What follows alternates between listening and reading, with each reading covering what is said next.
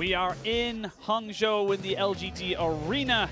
Fantastic sights there. All the teams fighting for the playoff spots here in the LPL as we start to hit the business end of this tournament. All of those few games start to become far more important. You can see the crowd already getting their signs ready. I've always loved that. Such a you know, kind of a Chinese and Korean thing, the LED signs. Something that we never really get over in the West. As you can see, the side of Rogue Warriors, they're coming in and definitely going to be feeling a little bit stressed. You know, haven't really been looking the toughest or the best as of yet. Just update their social medias, you know, keep everything going strong. But they're going to have to come in today and really show us as they try and take off 12th spot away from LGD Gaming.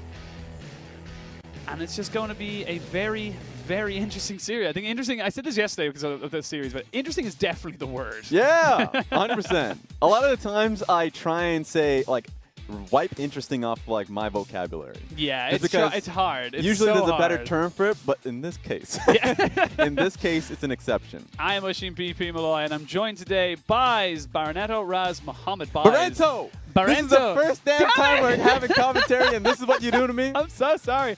Barento. I gotta think of bento, and does that add an R? Yeah, because my Instagram is actually Barento Bucks. Yeah, so shameless that's where, plug. Shameless plug. But let's have a quick look at the standings as they stand as of right now. Funplex Phoenix, of course, still standing atop.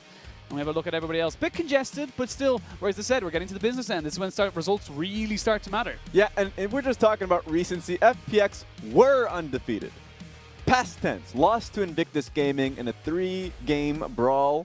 Was fun, really fun. You don't have it, you know, if you have the opportunity to watch at least one series of the day. I know that actually resident LCK caster being able to view that one earlier today, I think at this moment. Please watch that one because that has to be our best series so far, the split. Being able to watch FPX go up against Invictus Gaming, and certainly going to be a playoff preview for those teams because you would eventually see that, or at least essentially see that as the finals hopefuls. Potential finals. Obviously, you saw RNG winning yesterday, so they'll be looking to upset that as well. And then Top Esports being taken down by Suning. Suning launching themselves up into that pack now. So a lot of kind of small little things there. Top Esports not looking as super comfortable as they possibly were. Yeah, but if you just look at the game difference, you're right. One series win launches you up, but if you just lose that one, or if you look towards Victory 5, they find that big win. That's why you always have to be paying attention to the LPL in the next few weeks, especially as we make that run into the playoffs. Because one big loss means you get launched out, one big win finds yourself into, let's say, 5th seed, and that's kind of crazy to be able to say. Yeah, absolutely. As we have a look at today's schedule, it is going to be our first game. It's going to be Rogue Warriors versus LGD, 12th versus 13th, and this is development coming in there for both these sides, and definitely something that we want to see. You know, we want to see improvement if nothing else. And the big thing for me, you're right. You know, a lot of the times these organizations will start to simmer in and just look towards the future, but the reality is, just once again, 3 series away of being able to plant yourself into playoffs. And the road ahead for LGD is a great example. They could potentially be able to take their next few series and find them in that playoff spot. And the big meme for LGD in general is that they always find themselves in a late run to playoffs, don't necessarily make it, but are always just that much closer to it. So that's going to be fun to watch if it starts here today. Yeah, we'll have to wait and see. Of course, later in the day, we'll have BLG versus WE. And like you said, big match. Could be the difference between BLG dropping out of playoffs and WE even having a chance at playoffs. Yeah, and PTSD is certainly there for BLG since last split wasn't too good for them. But talking about good moments, RNG, LNG, match of the week. The matchup is already right in front of you. Karsa versus SOFM is something you always want to be able to see. I see Karsa as, honestly, best jungler in the world because so consistently does he perform well on his team. And SOFM's that person that you always want to see surrounded by good players. Yeah, so absolutely. Finally, this is the split for him. Yeah, and, you know, we'll have to wait and see. Now, RNG on a pretty good streak right now. You got LNG looking pretty solid as well, but that's in the future. Let's bring it back to the present. And we have, of course, we've got our first match of the day, which is going to be Rogue Warriors versus LGD. And you had a look at the bot lane. Yeah, the bot lane for me between Kramer and ZWuji is always going to be interesting because coming into this one, I know last split we had the cardinal sin of essentially anyone that goes up against Rogue Warriors, you just talked about the bottom lane because you want to be able to see the rookie upstart in ZWuji and how he's tested essentially. This one's fun because I had high hopes for LGD this split. You know, LGD coming in, synergies essentially being completely fulfilled where, you know, Condi's come in, he's been really working well with the team. that's no longer the case. And now it seems like they are more star dominated. They won't have, the best rotations across the map, but if they win, it's going to be off the back of, Kramer's 80 carry picks. Ultimately, he's been picking a lot of Kaisa, and he's been able to thrive throughout the year on that one. So front-to-back team fights, what I'm looking forward to. When they went up against Top Esports, while Top Esports ended up winning the series, you saw great moments from LGD being able to pick up crucial wins in team fights. They had a Baron, but as you would expect in LGD fashion, when they trying to knock down inner turrets, they made a cardinal sin of trying to overextend, ended up losing on that one, and Top Esports ended up finding the game win on that one. But I'm excited for how much they're growing past that loss of Condi, that loss in talent. So I want to see what's ahead for them in the future. Yeah, and LGD as well, bringing in their new jungler, badeMan. Yes. It's going to be very interesting to see how this guy does. Only literally just joined, so going to be coming in today. What's our kind of assessment of this guy so far? Carry jungler coming in from the LDL and Lingon Esports. And what was exciting for me was the fact that the last time we saw him on that team, the last 3 series was a great look for him. So if we're just talking about straight from recency, even though that team didn't make it to the playoffs, they were very close in being able to do that. And I feel like individual talent, it's there. Once again, my issue with LGD is not individual talent. They have talented players in mid lane, 80 carry, and now I would say their jungler as well. But it's more so how well he meshes into the team. And I think this is a great test going up against Rogue Warriors to be able to get, at least see how he does going up against Haro. Yeah, and would you see this kind of particular matchup, like you said, it's a test to see how they're doing, definitely looking for improvements from LGD. Maybe kind of like, maybe get your hand away from the cookie jar a little quicker, like don't go all the way in and then you get your hand cut off. You got to just kind of take your wins and then back away. That's the problem here, because if we're just talking about how LGD finds success, it's off the fact that Yuuki is seen as the solo kill king, right? A lot of the times when we saw him come in his first year, you're comparing how many solo kills he has in comparison with like Rookie, because he was so lane dominant, but he also had a lot of deaths as well. So he all ins for it, and you need to be able to like constantly be in the area. If you're the jungler for the team, you need to be there for the 2v2 potentially, and then have the skill to ultimately out 2v2 the best of them. And if they're not in that vibe and, they're not taking steps back and playing a lot more respectful game, then they're losing. Which, yeah, as these days have unfortunately, that is a little bit more often than not, as we are going to go bring you, as the teams start to enter into the arena, we've got a presenter coming out here. I'm not actually exactly sure who this one is. I've actually been trying to learn. He's a new one. He's a new one. I was going to say, I tried to learn all the different hosts for all the different stadiums, and I was like, I don't recognize him. Yeah, he's actually been traveling a little bit. Thankfully, Hangzhou is in very close proximity with Shanghai. It's just a train ride away, so we see him constantly in the Hangzhou venue in Shanghai. He's introducing the Rogue Warrior squad here. So it's going to be Huanggai coming in the support. No Killua just yet. I personally love Killua, but I think Huanggai, when he first made his debut last split, had a great showing. Holder in the top lane, Haro in the jungle, HuaTian in the mid lane, and ZWuji and Huanggai in the bot side of the map with Coach Maokai rounding it off. And what is success for this particular matchup? Fair enough, they've literally only won 5 games this entire split. Yes. So it's not, they're maybe not looking towards a full victory, but what do they want to see just coming into this particular, set? I want to see a consistent playstyle for this team, because the last time we saw them, they had, great early game bridges, and it was more so a coordination issue. For the first time we saw them, I think 3 sets ago, we saw heavy late game focus, but they're going up against a team that has great early game focus. Lies in the top lane, badeMan in the jungle, the newbie, Yuuki in the mid lane, and then the bottom side of the map, Kramer, and I believe it was RD. Yes. Make sure, perfect. RD is going to be the starting support here. And so LGD is incredibly laning phase focused, and they move into team fights. So I think this is going to be a great challenge for them, because when Rogue Warriors lost to Victory 5, the reason for that loss was because they didn't really care about the early laning phase. They consistently picked 3 losing lanes, and while they won the first game, it was because of the fact that Victory 5 messed up consistently, but then they stuck to it in Game 2 and Game 3 and lost. They learned that lesson, changed it up for the next series. As I mentioned, it was a coordination issue in team fights that ultimately did them in, and now we're in a position where I just want to see a consistent early game bridge from the team. I'm completely fine if the bottom side of the map, if ZWuji wants to be playing hyper carries, or at least taking a step back in early laning phase, not be having shoved consistently, and I think that's okay.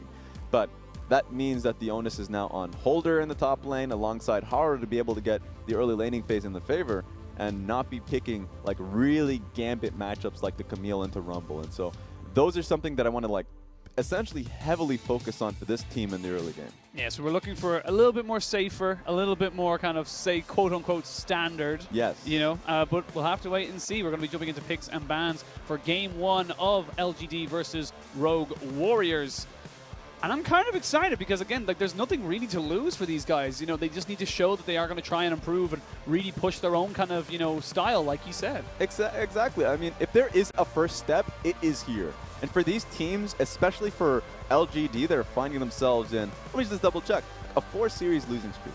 That in and of itself is already awful. But the last 4 teams that they've gone up against have been incredibly strong. And if that's the case, then this is that step that we're talking about.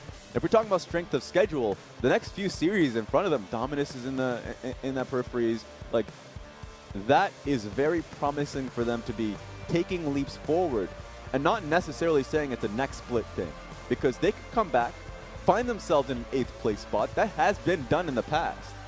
And then try to make that bid in playoffs, right? But, I mean, if they were to find themselves into playoffs in general, I think that's a miracle run.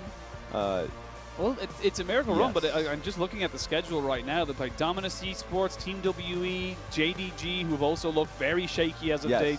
Then they played Billy, and then IG, and then ZWuji Gaming. So only 2 playoff teams in those last 6 games. Is Exactly. You know, it's not a difficult schedule.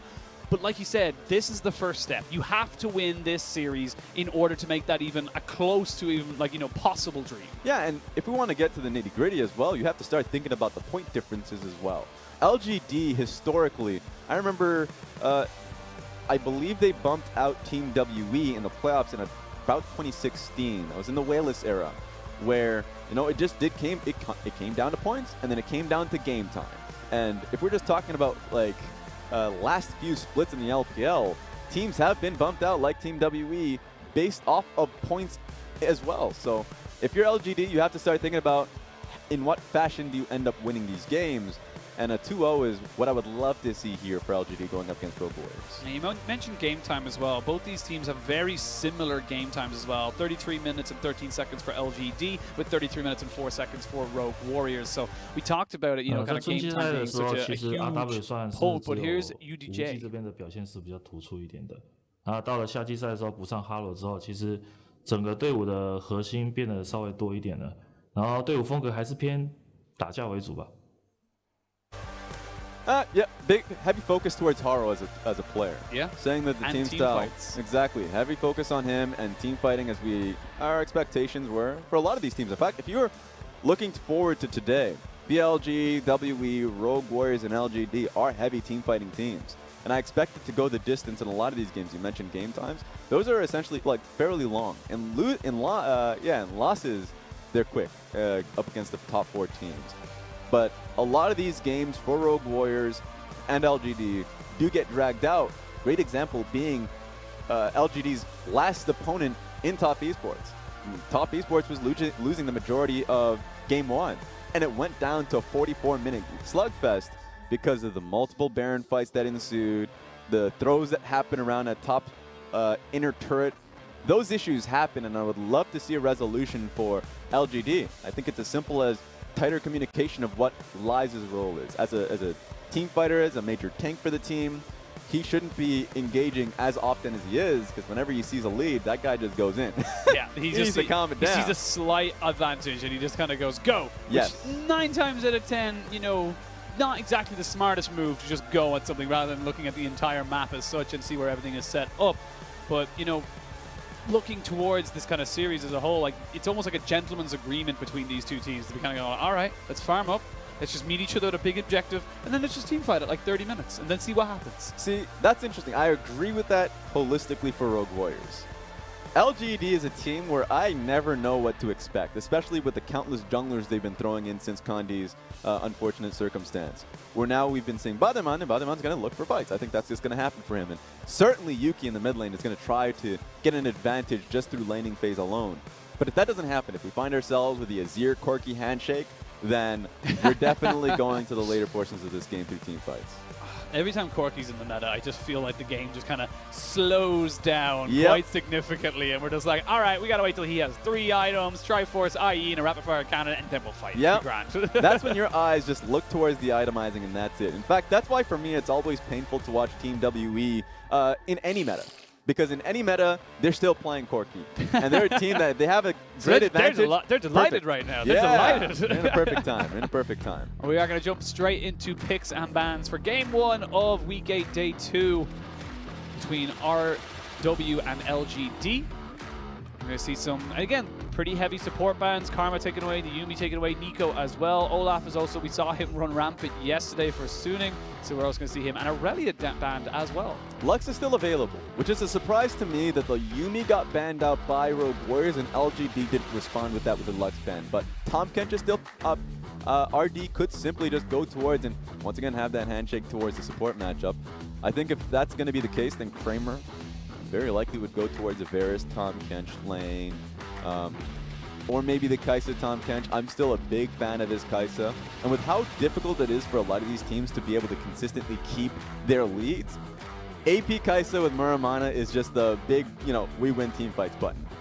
And big flexibility, trust in your AD carry button. And Xin Zhao locked in there for badeMan. I like that, the aggression, the early that you talked about. He's a carry jungler, so they want to be able to put him on something that enables that early game skirmishing to be able to affect those lanes. Yeah, I'm pretty surprised the fact that they just went for that immediately. And you already saw that the Olaf ban coming in through. They just wanted to get the best jungle matchup for him on that Xin Zhao. The Tom Kench is not a surprise, coming in immediately, but that's going to be interesting. At least you have some access. If you're in a desperate situation, Tom Kench ultimate into the backline with his Xin Zhao. Look, I'm just putting that in your mind right now. Anything is possible, but early game is going to be the focus for the Xin. Yeah, well, early game, if this Caitlyn is locked in, we'll wait to see if it is, but Lux has got an incredibly strong early game as well with those light bindings as well, with the final spark that does a lot of damage rank 1.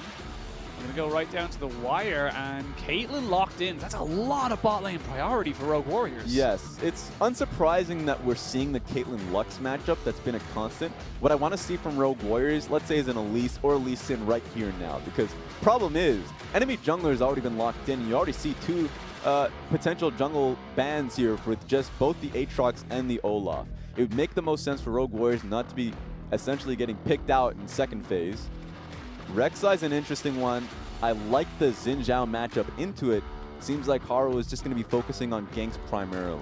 And the Varus locked in as well, so that was immediate. It looks like LGD kind of knew exactly what they wanted and were happy giving up what they gave up to Rogue Warriors in the Lux Caitlyn bot lane. So overall, I think both teams are going to be pretty damn happy with what they got. Yeah, I want to see what this Varus looks like. Watch Global League of Legends and it's never going to be just that lethality Varus that you come in and expect, right? You're expecting the... Oh, I mean lethal tempo. We are seeing... Yes. Oh my god. That's the point. You get the lethal tempo punchline build. died right at the beginning.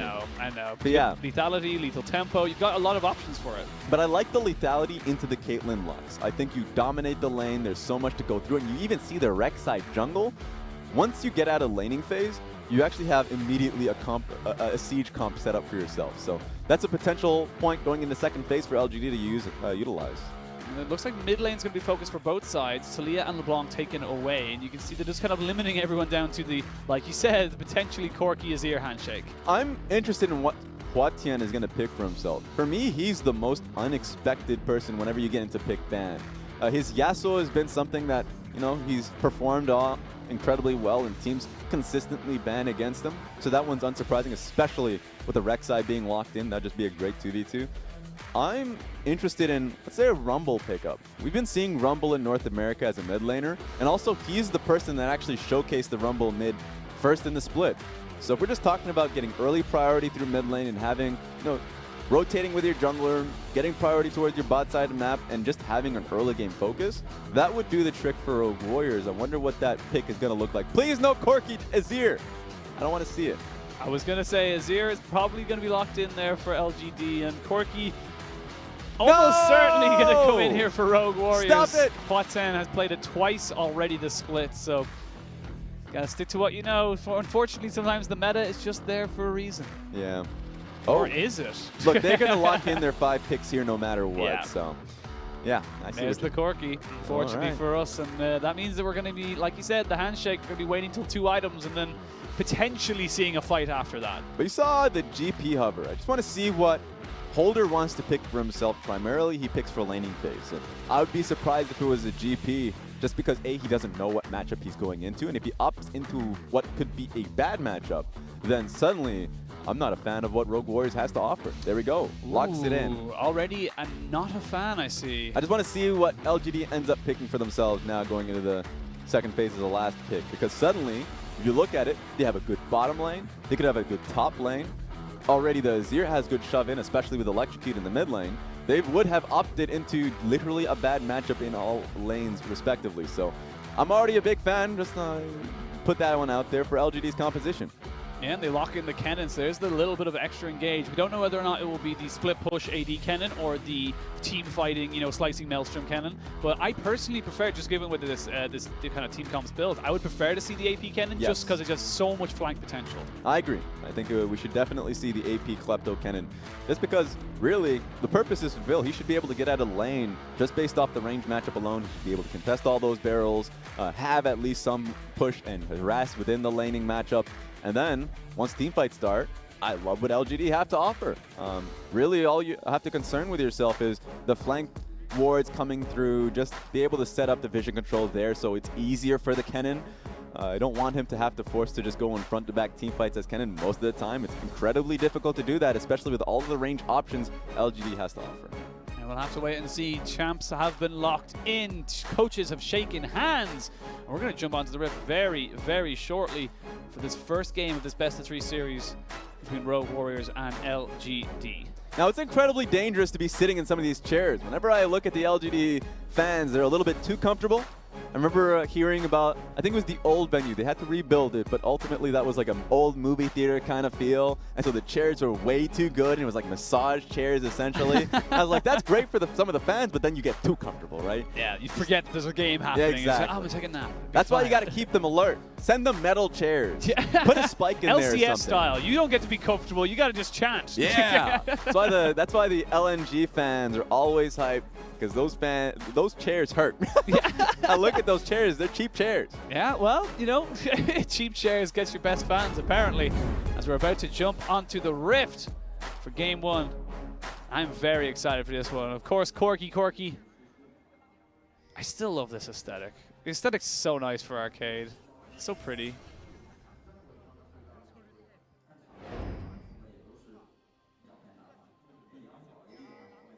Okay. Here we go, straight away. Holder forced to flash.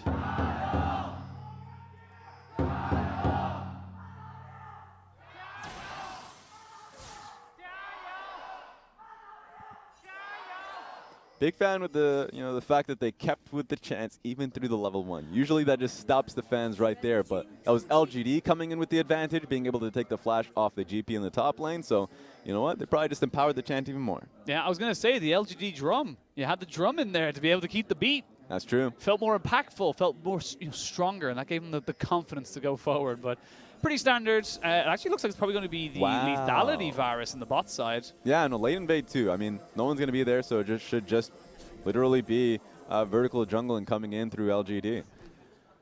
Yes, vertical jungling for LGD, but I don't know if the Rek'Sai or anyone on the side of Rogue Warriors had any vision at all, so I don't know if this is going to be spotted out. Yeah, this is the scary fact. We're going to have to see what Haro ends up going for. The information that ZWuji and Huanggai have here, or at least actually. This information is going to be crucial, because now Haro should know, coming in from that side of the jungle, yeah, they're pinging for it. That means Rek'Sai is going to be able to go for a trade on red side. I'm just going to be looking at Xin Zhao, because what he could do is Rappers, cut through mid, go top to contest for his own red, and he should be in a pretty decent spot. Some LPL junglers have done that in the past. That's incredibly aggro, and I would only like that because at this point, as you can already see through the mid lane, you're winning. You have lanes that can come in and collapse for you. Not going to be the case, though. Having the priority, but just going to take it nice and easy. Good poke here from the LGD bot lane. But you said it best. I mean, Comet and lethality coming in from the Varus means that you're going to have priority and you're going to be able to poke off this bottom side matchup. And you can already see Xin Zhao hovering over the lane.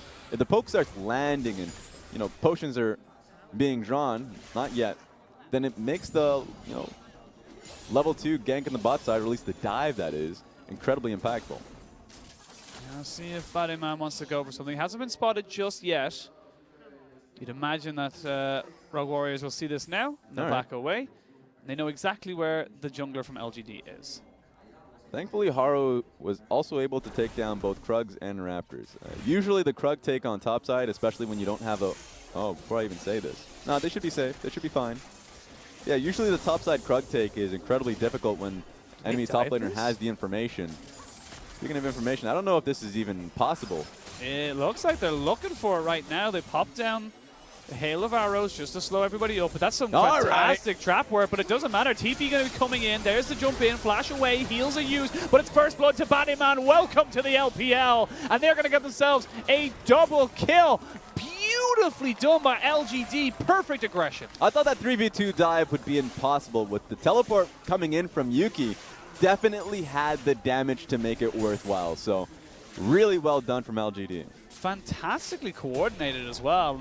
You could see that was the plan from the get-go. It was just go for it. You can see just with the TP. Yeah, I mean, Tahm Kench in this is always going to be impactful because he is able to take the majority of the aggro, can come in and easily swallow up whoever he dropped the aggro to. So whenever you have a Tahm Kench in your composition, you can easily make those happen. I thought that they were that healthy, and they had 2 levels already. I didn't think it was possible, but it was also a great state of mind to say, okay, well, we need Yuuki here. Most teams will just go for the dive and hope for the best. Yeah, full summoners available. Good start to the campaign, I suppose, for badeMan. That early aggression you talked about, that carry potential, very much coming out here for LGD. That's always what I'm worried about. When a new player comes in, has their first set, you question how confident he is in his style to begin with, if it's going to work on this, premier level in this stage. Secondly, and if his team is also sold and bought into the play, right? We saw all of that. We saw literally everything work at once, and so badeMan definitely making it count, coming right back into the lane. Yeah, oh. How you doing? Do you want to jump in straight away? Lux has got the flash. He's going to try and turn straight away to the Caitlyn. Very good target selection. They can put down so much damage. It's a good light binding. There's the flash and the jump in. badeMan with 2 kills in this game. And you got to be feeling pretty good if you're LGD. That was perfect. And you even saw him come right back to the lane when the wave was pushing right back into Kramer and RD. So, I mean, they definitely planned these first 5 minutes, and it's working out excellently. ZWuji just not having a good time at all. Really feeling the pressure now from this new LGG jungler. And honestly, right now, this so far so good in terms of roster swaps. This jungle seems to be working out. And like you said, LGD are committed to his style of early game. It was funny. We knew that it was going to be centered around the bot lane. And it was essentially the team that all-inned on it that ended up winning out. Here comes Haro, though. Let's see if he can get anything off this one. Huanggai is incredibly low. I don't know if there's much he can really do here. Only level 5. Going to get the knock up there onto RD. There's a good trap. Pops the gray health. Forcing the flash, and then they'll back away. So, if anything, they get a summoner trade, and that's all they were looking for. Yeah, I mean, it's a Tahm Kench, too. So even off of his burning flash, he can play a little bit farther back in the lane and allow Kramer to lead the laning phase. So, it was a good response, but simply put, LGD is just thriving off of this. LGD already have themselves a 1,000 gold lead, and you see Haro. He's going to go back, but Ward's going to spot him out. Good timing for that Ward. Yeah, I was laughing a little bit there because I thought he was like, oh my god, he's just going to come back. And I thought, no, actually, he's just going to go upward, try and control the river. And then he stationed himself in the bush. And I was like, oh, okay, I guess that's what's going to happen this game. Here we go. Maybe we're going to see a flash engage. Flash responded to, but Lies perfectly setting that one up. They had Holder had vision there on badeMan, but just didn't respect it and didn't back away. Yeah, that was just really well played by Lies in the top lane to get the stun stacked immediately and committing to his ultimate. This game has been the game of badeMan. His lanes have set him up to succeed off of 2 side lanes alone. So you got 4 kills worth of assists, and kill gold itself. So right now he's going to be the sole bearer of the lead. I wonder what he's going to be able to do with it. He should just go straight mid, honestly. At this stage, if you can keep HuaTian down and then utilize Yuuki to roam to the bottom lane and continue to dive even more, this is a tough one from Rogue Warriors this point forward. It's very difficult to see how they kind of go for this, because right now they're kind of you know, saving grace, so their kind of plan right now is either get an advantage through mid lane or just wait and try and scale. But even then, that's not even a guarantee against this LGD comp. What they can do, at least for LGD, what LGD should do at this stage, they can either push on the Wisp wave, the next wave, base, go up top lane to be able to meet the Rift Herald when it comes up. They will 100% get the first crack at it, and it's going to be on Rogue Warriors that has to challenge that. It's been a staple of the teams that have leads here in the LPL, and at this stage, I mean, with such a huge advantage that LGD has, they can just utilize that to force a fight. And there's not much that HuaTian can do with how low he is in both HP and mana. Same as already been said, like ZWuji barely has items underneath him, so it's going to be on Rogue Warriors to just slow the pace of the game down, and I don't think they have much of a chance to do that. Yeah, interesting build as well. We actually see the Boots of Swiftness there for the Varus. Normally we see the Ionian Boots of Lucidity, but yeah, definitely respecting the fact that they could just jump on top of them, but like benefits much more from the movement speed. Again, it's just kind of more pressures from LGD. But take a look at the vision line here for LGD. I mean, it's completely focused on the red side jungle of Rogue Warriors. We talked about the Silk Road essentially being able to travel through mid into the red side jungle towards the bottom lane. All they really need to do is just make it so Yuuki can have that shove safely in the mid lane, and then they can just transport on bot side. So they have two options. The one I mentioned about going up top and sending their dual lane towards the Rift Herald, or just having Yuuki force another dive. They pick up themselves up a free Cloud Drake, so there's a little bit of extra movement speed. Nothing too crazy, but if it does start to stack, you can possibly see them with some Nikes on them. Nice cheeky steal from HuaTian. Trying to get the best use of his package. Of course, he can't get anything done, so he's like, okay, I'll just go for a Raptors take. If I get challenged, I always have an exit strategy. Haro needs to find something right now. He's been incredibly quiet so far in this early game, and he needs to start helping out his lanes because it's, as you said, it's been the badeMan show. It's just frustrating as a jungler, especially if you pick Rek'Sai and you're focused on ganks. You can't do too much for the GP or Corki in general, especially up against an Azir. Maybe you can try and soak out his mana by looking for ganks, so you have to use his full combo out, but hasn't been the case. I mean, badeMan has been set up to succeed by his lanes, and the only lane he could look towards is essentially the bot lane that is incredibly behind and hemorrhaging gold. So this is the right play from him. It's only how long he could actually last in doing so. It was kind of crazy that it's Rogue Warriors initiating the lane swap here. Lane swap has been initiated, but TP is coming in. I don't know if LGD know this one. Now they do know what's going on. Here we go. Going to go in with the challenging smite. Drops down the ultimate as well. Gangplank ultimate in response, but it's actually going to be a lot of damage there onto the Xin Zhao. He's actually taking so much here as the Rift Herald does eventually fall. Not quite sure who took that one, but it's going to be flashing for badeMan as Lies has to use his ultimate off on the backside. Now it's going to be a split fight completely, but it's 1-for-1 so far in this trade. 3v3, not quite sure who they go for. This flashlight binding into the final. Spark gets the great help, but it's not going to be enough. Holder picks up that one, 2-for-1 in favor of Rogue Warriors, and it's LGD who cannot collect the Rift Herald. Yeah, it was RD, the Tom Kench, who got that Rift Herald. The last hit on it. Someone has to sneak in and get it. He's only got about 30 seconds. Is it Commander Lies? Get in there! Commander Lies, he's going to try and go for it.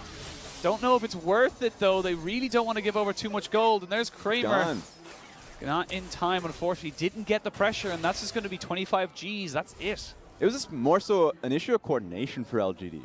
Because, first and foremost, we talked about it, the fact that they should have been the one initiating the lane swap initially. It was Rogue Warriors that got the first bite at it. And when LGD realized and collapsed, it was just badeMan. He took far too much damage to begin with. Speaking of damage, get the hell out of there.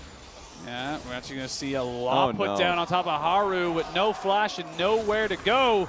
It's going to be Krugs and the kill going over to badeMan. And I like to see that. He's not dissuaded from one bad engage. He knows that he's still stronger, and he still goes looking. Exactly, and timing summoners is the most crucial part about the game, so knew that Haro expended his flash in the previous fight.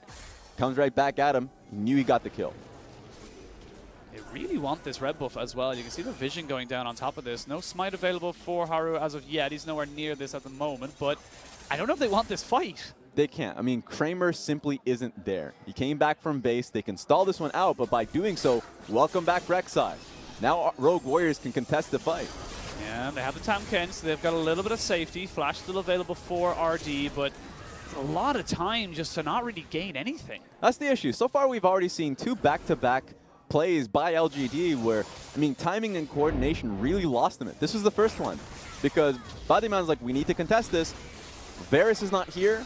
My team is not here with me while I'm already inside of it. So by the time they fully came in a 4v2, he's already lost 80% of his HP.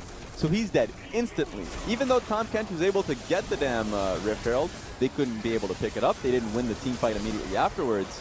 So it's kind of unfortunate how well LGD had been playing up until this point and now starting to really make some key mistakes. And aggression for the sake of aggression is never what you want to see, as we see Haro actually was killed off on the top side by Lies. I didn't actually see that.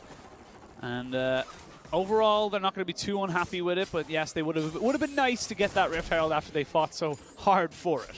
Okay, Rek'Sai is going to make his gambit up top side. Lies in a pretty difficult position. Yeah, there's the cannon barrage. Ooh, flashes and uses the slicing maelstrom. Not needed, but still used. But now they know exactly where the jungler of Rogue Warriors is, and that's going to be free pressure on the spot side. And unfortunately, there for ZWuji and I'm sorry, Huanggai. I was going to say, I was like, I can't butcher another name. The thing I love about Huanggai, you can always remember it because he's that one guy. He always comes in with that one Lux binding that you enjoy, and so I always love the fact, or at least initially, last split was amazing for him. This time around, he's been having laning phase troubles alongside ZWuji, who's been an issue. So it's a problem. That's why I prefer Killua at this stage as a laner, especially. He's had that inbuilt synergy, and he's a leader for the team since he's been there, the original member of 2018 Rogue Warriors. Where you heading, buddy? Okay, just trying to get to point A to point B. You can see a nice spread of gold there from the turret plates. 480 for both Kennen and Varus, with 160 for everyone else on the side of LGD, with only the Gangplank getting gold there before 14 minutes. Yeah, so at the end of the day, it kind of makes you realize, or at least check back in on expectations of what these comps are giving us, where I didn't like Rogue Warriors' composition, not because it was necessarily a bad comp, but going up against LGD, they would be hemorrhaging so much gold early on in every lane. I literally said every matchup was bad for Rogue Warriors, and we've already seen that to be the case. But if these mistakes come through again and again for LGD, speaking of mistakes, a little bit of a misfire, swing and a miss, happens. Then Rogue Warriors can retake control of the game, and it starts with the next Infernal Dragon. Infernal Dragon coming in 4 minutes, if they can pick that up or pick up a crucial team fight win, then all that gold that Holder was able to accrue for himself, picking up a Trinity Force because of it, you know, suddenly they start to outscale, and that's where the concern starts to lie for LGD. Haro lurking now, wants to try and get Lies off as the turrets are being pressured. As you said, Holder is the one with the cash, so they want to try and get that one there. So much pressure, though, for LGD. With the fact that Haro is on that bot side means that they're just able to control that entire river side. You just got to feel bad for the bot lane of Rogue Warriors. They cannot, without real kind of expectations, push up on this. Yeah, I mean, I love the fact that they're playing respectfully, but for how long, right? That's when you start looking at your own jungler. You're pressing those F keys, and you're like, what is he doing? It's like, he's capitalizing. He got Gromp. No! 86 gold for all that gold that I lost in my pockets. Yep. Not worth. All that lost experience in gold, sadly. Feels bad. Feels bad, man, indeed. But then again, badeMan has been the one to be the aggressor. He's been the one to dictate the pace to Haro, and he's been saying, no, you play to my tune. I'm the one who decides what we do here, and you are not going to get a minute to do what you want to do. Yeah, it's been pretty sad. And also just kind of to look back at the expectations that we had before Holder just runs into his own doom. Yeah, Holder flashes away, does have the orange to maybe keep him okay. Heal was expended, as were the flashes. There is the, excuse me, cannon barrage. As we see LGD just trying to survive this. They will be able to get out, but they expend a lot more than they probably thought they had to. Yeah, but the LGD fans love that one. That was a pretty damn good engage to at least find the GP, be able to get the pick. It was so close to, of course, them losing their lives, but to get the job done. Holder was at least, I don't know if he was trying to get wards down, trying to rotate mid to protect this mid lane turret, as you can see, starting to take some damage. But the fact that he ended up losing his life and all of that, unfortunate. He tried his best. Definitely could have ended up being a lot worse for them. Yeah, how did the Corki die? That's my question. Was he trying to help the GP out? Yeah, and he got caught in rotation. Just got caught, unfortunately, for the Corki. And one big thing you mentioned as well in the pregame was vision control and having control of either the jungles or each one of the side lanes and playing towards that. Rogue Warriors have had zero vision control at any point of this game, and you can see it. Holder got caught and HuaTian got caught as well. So Yes. when are they going to realize that you just need to know where they are? Yeah, I think the inexperience is really showing from Haro, unfortunately, because the one sign of real fight that we saw from him was the fact that he tried to change up tempo to go towards Rift Trail to force LG to respond to him. Since that point, he hasn't been really fighting to really achieve vision control on the bot side of the map to at least get some defensive wards down. And then when they finally did up the last fight, of course, they lose it all. That part you can't control. But it's more often than not him at least rotating towards and hovering over the adjacent lanes, or at least adjacently between mid and bottom lane turrets. Yeah, and you can see there are 2 pink wards on the bottom side, but that's not control because they're right beside the exit lanes. That's literally the last point of defense that you should know if someone is there or not. There's just no pressure for them to really push up and gain that vision control. Yeah, and it feels bad to just be blaming one man because it is a team game at the end of the day. But as a team, they're not essentially, oh, please don't do this. badeMan, what a debut. Just don't do this, man. Gives no damns. Give no damns. But they need to do something, and you can already tell. Dragon, oh, please. Oh my God. Please. That's lethality Varus for you right there. If he gets ahead, it is painful for anyone who isn't building full tank. All right, they're going to be trading sides on this one. You get the full bot side. That's okay. Have it. Take my wallet too, please. God. Take everything. There's just nothing they can do. The oppressive nature of this poke Varus and the threat of knowing that there is just a Xin Zhao just waiting for someone in this bot side jungle. It looks like the Holder's going to be the one they're going to focus on right now. Cannon Barrage was used, and they're actually just going to back away completely. I like that temperament from LGD. They force out an ultimate, and then they can just reset and go again. Yeah, just a detour saying, what's up? Now I've taken both your ultimate.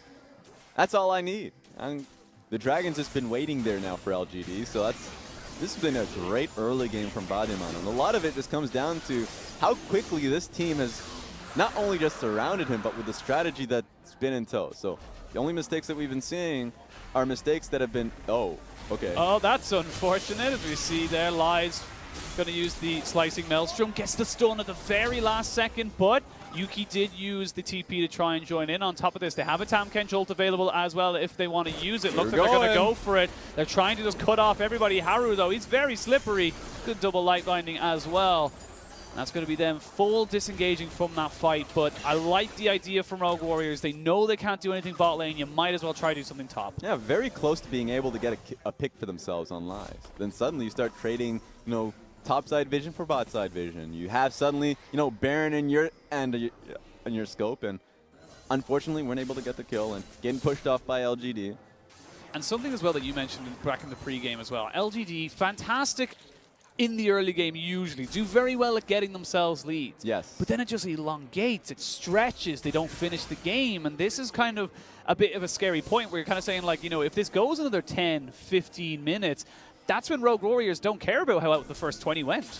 And that's why my major focus on, badeMan coming into the team is how does his comms or his demeanor change the team? Is he far more willing to take risks? As we've seen, he's been completely active. And if that's the case, suddenly might see them start Baron a little earlier. That could change a lot, is my take. So Quay, their earlier jungler that they brought in, another rookie that barely had much games underneath them. Amy is also fairly passive as a player. Condi, who has a wealth of experience with Team WE, also on a fairly passive team.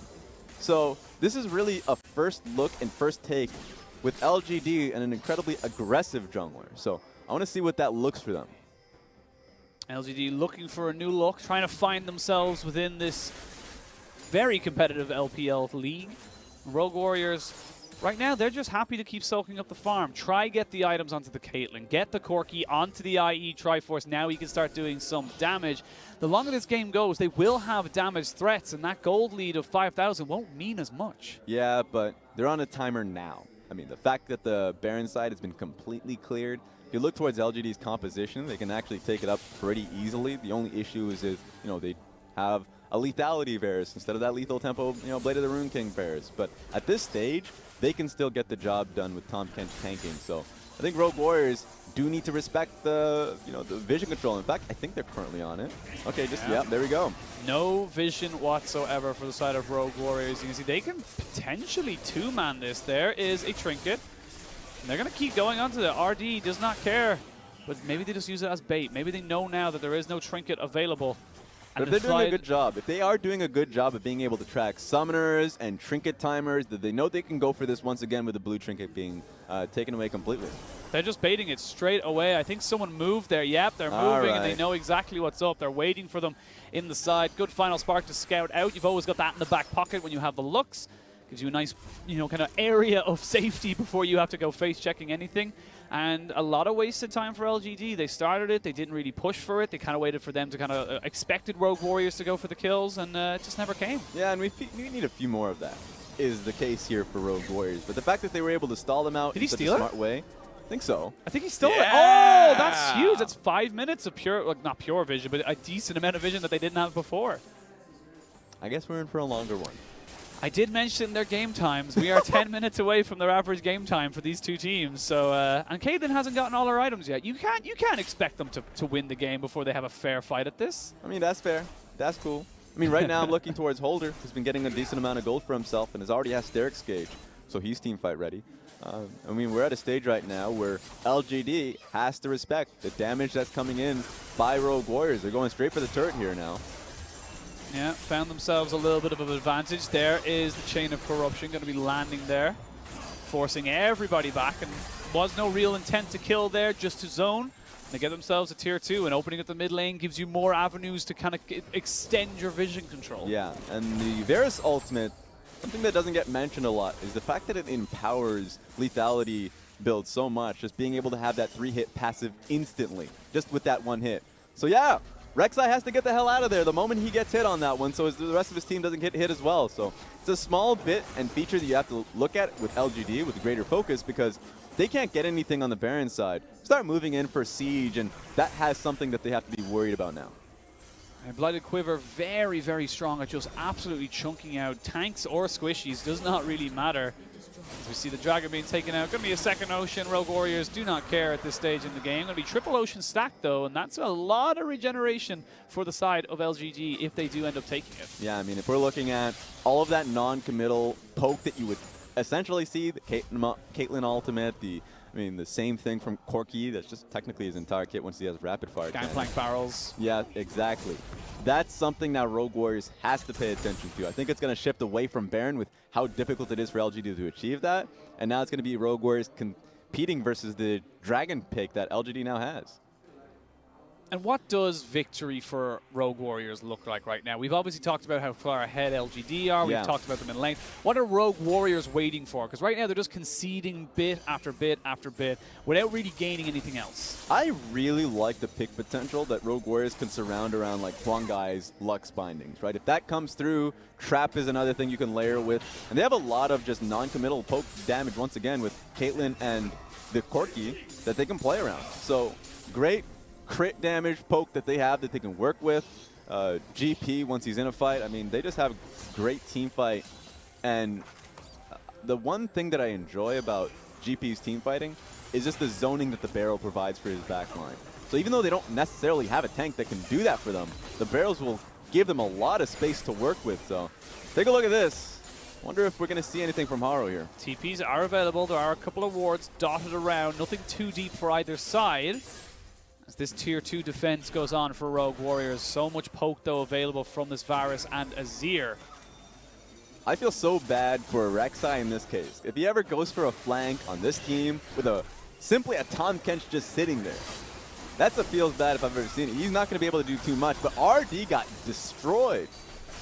Will be able to regen a little bit, has double Ocean Drake as well, so not feeling too unhappy about it. Kennen has moved into that mid lane. White Binding lands, a lot of poke back and forth between both of these sides.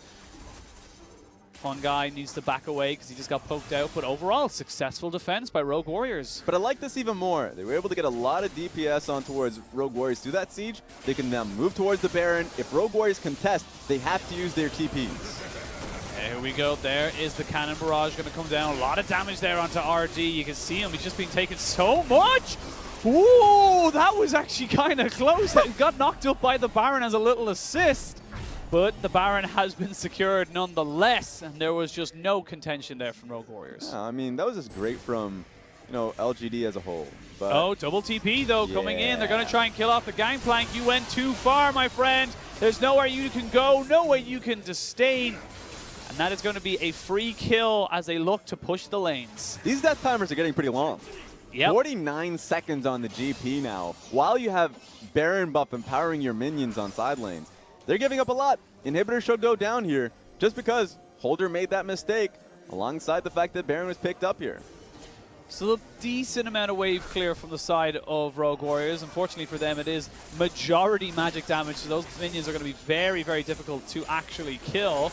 There is the Chain of Corruption, forcing the immediate Mikhail's Crucible, but like you talked about, the triple Blighted Quiver is able to do so much damage as we say that now. It's actually going to be RD in a lot of trouble. There's the Rek'Sai, gets himself a kill, and now the side of LGD are in full retreat. They're trying to just back away from this, but the inhibitor on bot side's been taken. This is a 3v4, but it's exactly what LGD wants because they're still taking the base.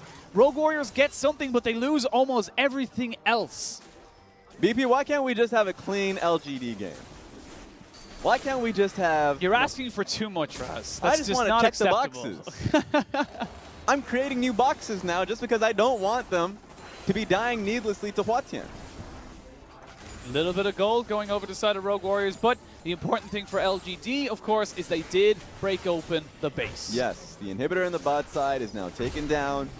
And honestly, that just makes it so you base, you come back onto the map when badeMan is alive and well again, and you can go towards the top lane inner turret. So it makes the split push from Kennen even more stronger. So technically, the next time they go about it, they'll be in a far better position. But I'm just a little bit skeptical. I don't like what I'm seeing here from LGD. I'm also a little bit nervous for them as the game goes on. We're now coming up to 30 minutes. This is where I said, like, as Rogue Warriors, now you've got your 3 items on your Corki. Now you've got almost your 3 items onto your Caitlyn. Like, you're going past those mid-game lulls, and you really are starting to come into your own fold. And yes, you have an absolutely insane amount of items there on your Varus, but if you can just dog the poke, he's not going to be very relevant in these fights. And LGD, they need to finish the game within the next 5 minutes or all their good work turns into a literal 5v5, and that's it. Yeah, and if we're just talking about, effective HP here, because with how much damage HuaTian is actually throwing down, Tahm Kench is eating a lot of it. And his items right now pretty much favoring armor, and on top of that, the redemption for the team. He's very selfless, and that's hurting him. Exactly. So we're at a point right now, if HuaTian so much as looks at him as you've seen in the previous fights, he's taking it. And so they need to be able to be swift, efficient with your HP. Artie cannot be taking too much damage when they haven't been able to get the inhibitors. If you keep getting that one, you have no more excuses, actually. This is really tough. It's such a fine line between good and bad for the side of LGD and Rogue Warriors. You dodge the skill shots, it's that easy. Just dodge the skill shots, as they say. But there's one rocket from Corki, not even a big one onto Yuuki, chunks him out a little bit as well. And with the Caitlyn now on 3 items, your Gangplank on 3 items, your Corki nearing 4 items, this could just come down to a straight 5v5 because the relative strengths are not that different. Yeah, and I love the fact that Holder is... okay, I'm just going to say it. Holding the bot side wave, being able to at least be what you relevant. did there. Look, he's at least making his team a lot easier for, if the fight ends up happening, he has his ultimate to be able to help the team out. And the handy thing, I suppose, as well for the LGD, or sorry, for Rogue Warriors, is that LGD have opted to try and hard push the top side with 4 members and then just use Lies in that mid lane. Whereas, it makes it so easy for the Gangplank to save it. And that's a pick straight away. Final Spark just going to be able to separate everybody, but that's just pressure going down. They're chasing down badeMan. They really want this kill, but I don't know, maybe the side of Haro has gone a little bit too far. As I say that, Yuuki is destroyed, and Rogue Warriors bite back. They get themselves 3 kills, and they now find themselves in a much stronger position. The only turret LGD lost was that top lane outer turret. And that's going to be changing real soon with how these fights have been going for Rogue Warriors. This is what we talk about. There's a pause coming in. Take some deep breaths. Yeah. guys, we didn't win. That's not how this was supposed to go as the side of LGD looking for. We're not quite sure exactly what the pause is for as the moment, but we talked about it. It's becoming a reality. It's now looking like it's no longer relevant how badeMan destroyed the early game, how Rogue Warriors just did nothing. Rogue Warriors are equal in strength, if not a little stronger. Yeah, at this stage, and how the fights have been going, especially with the Caitlyn traps doing a lot to stall this game out, I think, you know, I mean, Corki's going to be easily able to get the front line. If they ever get closer and closer towards the turret so they can take it down, that's why they need to actually be a little bit more patient. The problem here is that I'm not seeing too much of Kennen on side lanes being able to force the issue on the bot side. He has a Blade of the Rune King. He is press the attack for a reason. Like, you should consistently be trying to pressure in the base while his team is at least keeping the enemy team at an arm's reach. The problem is that hasn't been the case, and Tahm Kench is paying the price for it. And just before that as well, we were mentioning is that, you know, the Gangplank able to hold the bot side and the mid lane, because they decided to go with Ken in the mid instead of, like, you know, swapping everybody around. It made it very easy for the side of Gangplank to really just hold the mid, throw out 2 barrels, blow up the entire wave, go back bot, deal with the super minions. Yeah, and we're at a stage right now. I think what a small thing that Rogue Warriors are doing that's really nice is that they're always, at least with the mid lane wave, pushing it an extra wave further, so if they win that fight, they actually get a lot out of it. They should be able to get 2 turrets with how long the wave, the death timers are, be able to get mid, inner mid lane turret, head back to base, be able to be on the map at the same time as the enemy team. Suddenly, if they, I don't know how this fight ends up going. I need to be able to see if, you know, if we have any, like, we have to go back in time or anything. My question is, how much can LGD actually get off this? Because one team fight, LGD picks up an inhibitor and maybe the game. Yeah, because as you said, like, you've got that double AD carry composition with a Gangplank. You will melt turrets so damn quickly. And that's the kind of situation that LGD have put themselves into. You know, it's just not a good time for them at all, because they've really just let this game just kind of, you know, push itself. Looks like it's going to be Huanggai who's having the issue at the moment. Does anyone understand Chinese characters out there? Anyone out there? Let us know. All I know, it's a Huanggai issue, so you can blame him. Huanggai issue is the reason why they stopped. So at least the positive is it wasn't the team who just lost the team fight who said my mouse randomly stopped working and that's why I died. Yeah. So, you know, at the end of the day, most likely not going to see a chrono break, but we'll have to wait and see. We get full confirmation on that. And Rogue Warriors, you know, they've dug themselves, they've turtled themselves into a winning position now in this game. Put themselves in a very confident spot, which you like to see that. I mean, to be fair, from Rogue Warriors' standpoint, the fact that they picked this composition willingly in a state where they knew that they had to play it defensively, found themselves in a position where, yeah, sure, you lose your inner turret, the inhibitor on the bot side too, where you would look at that and say, against any of the best teams, you'll lose this game. But I think the way they've been holding on to this one, as we see, they're actually heading right back to base on this one. We're straight back in.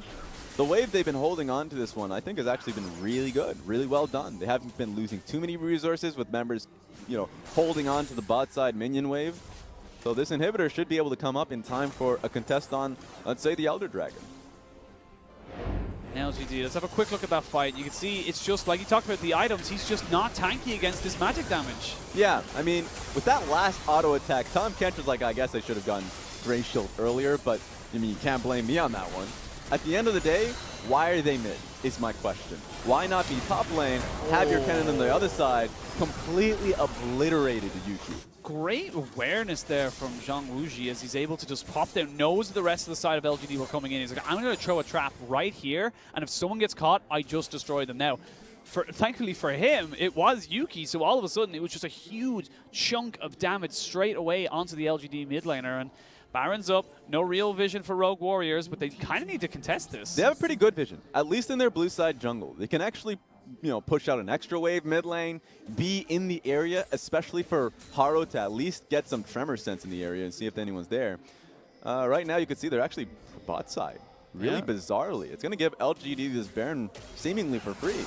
Yeah, and you'd think like Rogue Warriors, they would feel super confident after that last engage went so well for them, but unfortunately for them, they do not feel comfortable enough challenging LGD, and they back away. It's funny, because people would usually see, you know, face-checking bushes as the ballsy call, but for me, I see willingly taking the Baron buff poke composition LGD has as the even ballsier one. I think this one's incredibly difficult to go up against, but all it really takes is LGD playing this one the right way. You can already see him having lies on the bot side. This is the correct method. You should have the full LGD composition, at least a 4-man strong team, leaning between mid and top lane, while Kennen is continuously pushing out the bot lane wave. Let's see if we can get something going here. Those traps going to make it very, very difficult for the side of LGD to really advance forward past this line. At least already got himself the Knight's Vow now, so he's a little bit tankier. Of course, that's not going to mean too much versus HuaTian. This could potentially be the final fight coming up very, very soon. Both teams pushing whatever advantages they can get. The Azir turret goes up, and what must go up must come down. The wave is kind of in favor of LGD, at least in top lane, but way too slow. They need somebody there to be able to push it along. They can't just have mid and bot lane. That's it. It's easier to defend for Rogue Warriors. And they're going to go for the full sweep of buffs right now. Get themselves the Baron, follow that up with an Elder. That is a Penta Elder, 5 Drakes on them, so there's a lot of burn damage. You also get a lot more sustain now from that triple Ocean Drake. So they have all the tools. If they can't win with this now, they're probably not going to win at all. Yeah, that's what it is. I mean, at this stage, they're actually fully relying on Kramer as a player to be able to land these pokes. If he's able to get it on anyone that's not named Holder, honestly, then they have a lot easier of a fight in front of them. All right, we see actually Rek'Sai, Haro up on that top side, pushing in that wave. That mid turret will potentially fall. Not quite just yet. Got to respect that Corki damage. So Yuuki's got to calm down. How do you lose a half HP just like that before your team even comes around? I mean, they have triple Ocean, so he's going to be fine regenning that right back. But if that's Rogue Warriors seeing that chunk and fully committing to a fight, when the Azir is already out of the fight. Oh, light binding. Tamken saves him. The bot lane turret goes down. There is the redemption, as well as the Rek'Sai coming in, flashes in, knocks up. Kramer forced the flash away. That's a good Azir. Knocked back as they're just trying to get the tournament going off as they possibly can. Yuuki does survive. Rek'Sai goes down, and if you can't win a fight with Baron, with Penta Elder Drake, you're not going to be able to win this game, and they have to force a flash there from Huanggai. Doesn't quite land the poke. It's a 1-for-none. They're still going. They got 40 seconds left on this Baron. Yeah, they know Haro is down. They can at least get this inhibitor, if not push for a little bit more. They get the inhibitor. They've got top wave pushing in their favor as well. They're going to rotate towards that, completely break open the space. No more inhibitor turrets available, but Huanggai is there. The issue is the 4-man strong of Rogue Warriors can contest for a fight here. The one person who died wasn't exactly the most important. That's going to be the Corki backing away. Double inhibitor down. Last one is exposed in that bot side. Baron just about to wear off along with the Elder Drake. Can Rogue Warriors hold? Haro is alive now. They have their full 5-man unit, and Live is taking a lot of damage here. You need to be so careful. They're going through this by the book as much as they can. LGD, can they end this game? They've got triple on Hibs down. Only the Nexus turrets remain. Do they stay or do they go? This is smart. They're in arm's reach, so at least Kennen can get HP back from the Ocean Dragons, and then they're going to commit with this wave.